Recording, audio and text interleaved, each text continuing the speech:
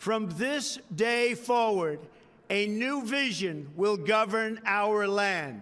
From this day forward, it's going to be only America first.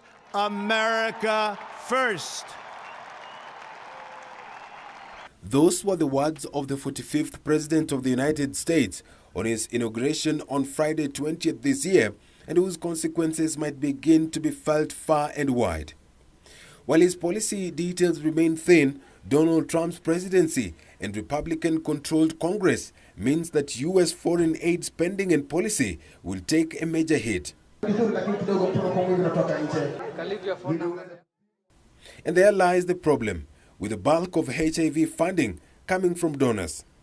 Currently, the national government contributes 25% of all HIV programs, while county administration inputs about 5% in HIV response, with the rest of the funding coming from global partners.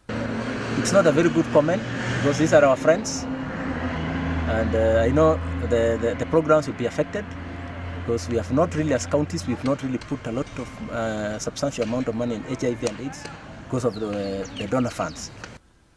A study by Global Burden of Disease Collaborative Network indicates that over 1.8 million Kenyans were living with HIV in 2015, with 39% on antiretroviral therapy drugs to slow the disease progression, with the obtaining situation undermining efforts to end the AIDS epidemic by 2030.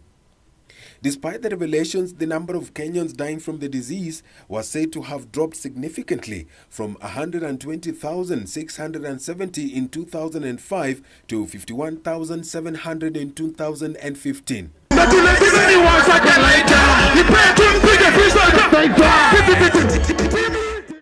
The impact of HIV response programs highlighted by the recent Maisha County League campaign, where 818,236 youth were tested across the counties, with a one-on-one mentorship and learning program reaching 3,867,913 youth.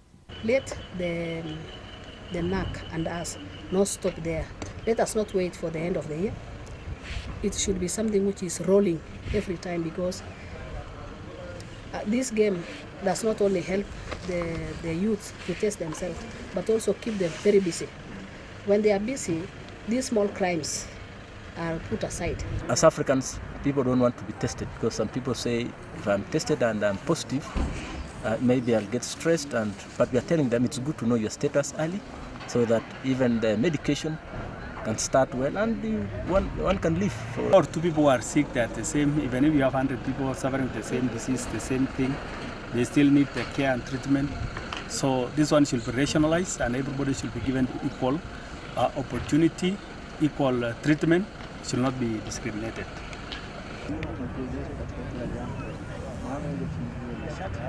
Besides, 3 players from West Pokot County were selected to join Moroni Youth FC, and the goalkeeper has already featured for National Under-23 Harambee Stars team.